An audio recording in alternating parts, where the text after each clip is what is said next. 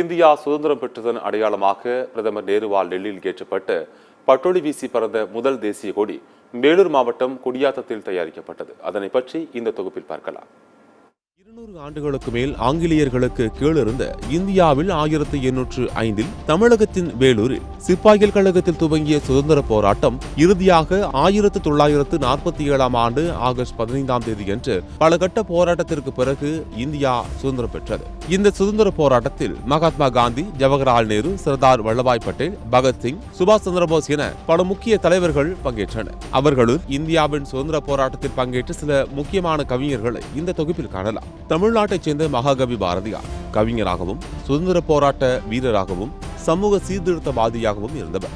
தேசபக்தி, இறைபக்தி மற்றும் ஆன்மீகம் குறித்த பல பாடல்களை இயற்றியுள்ளார். இந்திய சுதந்திர இயக்கம், தேசபக்தி, தேசியவாதம் தொடர்பாக பல பாடல்களை இயற்றியதால் அவர் ஒரு தேசிய கவிஞராகவே கருதப்பட்டார். சுதந்திர இந்தியாவுக்கான தனது தொலைநோக்கு பார்வையையும் தனது பாடல்களில் கோடிட்டு காட்டினார்.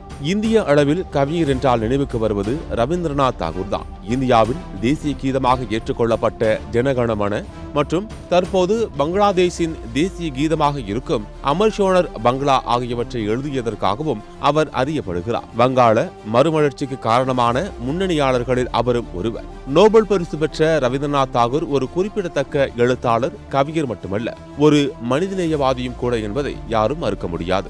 இந்திய சுதந்திர போராட்டத்தின் போது பிரபலமான முழக்கமாக இருந்தது இன்குலாபாத் ஜிந்தாபாத் என்ற வாக்கியம்தான். இந்த வாக்கியத்தை எழுதியவர் இந்திய கம்யூனிஸ்ட் கட்சியின் முக்கிய நிறுவனர்களில் ஒருவராகவும் சுதந்திர போராட்ட வீரராகவும் இருந்த ஹசரத் மொஹானி. ஹசரத் மொஹானியின் உண்மையான பெயர் சையத் ஃபசல் உல் ஹசன். இன்குலாபாத் ஜிந்தாபாத் என்பதன் அர்த்தம் புரட்சி நீடூழி வாழ்க என்று பொருள். இன்றும் பல்வேறு போராட்டங்களில் இந்த வார்த்தை முழங்கப்படுவதை எல்லாராலும் காண முடியும். இந்தியாவின் நைட்டிங்கேல் என்று அழைக்கப்படுபவர்தான் கவிஞர், அரசியல்வாதி, செயல்பாட்டாளரான சரோஜினி நாயுடு. இந்திய தேசிய காங்கிரசுடன் இணைந்து இந்தியாவின் சுதந்திர போராட்டத்தில் பெரும் பங்காற்றினார். குறிப்பாக அவர் ஒத்துழையாமை இயக்கத்தில் முக்கிய பங்கு வகித்தார். அவர் எழுதிய the golden threshold, the bird of time, the feather of the dawn போன்ற கவிதைகள் மிகவும் முக்கியமானவை. கவிஞரும் பாடலாசிரியருமான ஷியாம்லால் குப்தா. பர்ஷாத் என்ற புனைப்பெயரில் பிரபலமாக அறியப்படும் இவர் இந்தியாவின் கொடி பாடலாக ஏற்றுக்கொள்ளப்பட்ட ஜந்தா ஊஞ்சா ரஹே குமாராவை எழுதி பிரபலமானவர். இன்றும் இப்பாடல் கொடியேற்றத்தின் போது இளைஞர்கள் முதல் பெரியவர்கள் வரை மிகுந்த பெருமையுடனும் தேசப்பற்றுடனும் பாடப்படுகின்றது. இந்திய அரசாங்கத்தால் இவருக்கு 1969ஆம் ஆண்டு பத்மஸ்ரீ விருது வழங்கப்பட்டது. பின்னர் 1997ஆம் ஆண்டு அவரது நினைவாக அஞ்சல் தலையை வெளியிட்டு கௌரவித்தது. இந்திய தத்துவ ஞானி, இலக்கியவாதி, கவிஞர் மற்றும் இந்திய தேசியவாதி என பன்முகத்தன்மையுடன் விளங்கியவர் ஸ்ரீ அரவிந்தோ. ஆங்கிலேய ஆட்சியின் போது சமஸ்தானமான பரோடாவில் ஒரு சிவில் தொழிலாளியாக பணியாற்றினார். சுதந்திர போராட்டத்தின் போது அவர் தேசிய அரசியலில் இணைந்து நாட்டிற்காக போராடினார். இவர் வந்தே மாதரம் போன்ற செய்தித்தாள்களில் ஆசிரியராகவும் பணியாற்றியுள்ளார். இலக்கியத்திற்கான நோபல் பரிசுக்காக 1943ஆம் ஆண்டும், அமைதிக்கான நோபல் பரிசுக்காக 1950ஆம் ஆண்டும் என இருமுறை பரிந்துரைக்கப்பட்டார்.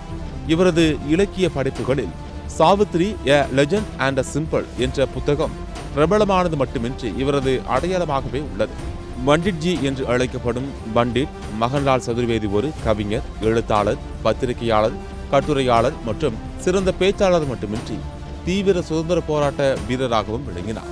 இவரது இலக்கிய படைப்புகளில் முக்கியமாக தேசபக்தி கவிதையாக புஷ்கி அபிலாஷா விளங்கி வருகின்றது. 1955ஆம் ஆண்டில் ஹிம் தரங்கிணி என்ற படைப்பிற்காக இந்தியில் முதல் சாகித்ய அகாதமி விருது வழங்கப்பட்டது.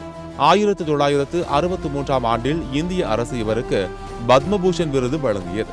இவரை நினைவு கூறும் விதமாக மகன்லால் சதுர்வேதி புரஸ்கார் எனும் விருதை சிறந்த கவிஞர்களுக்கு மத்திய பிரதேச அரசு 1987ஆம் ஆண்டு முதல் வழங்கி வருவது குறிப்பிடத்தக்கது.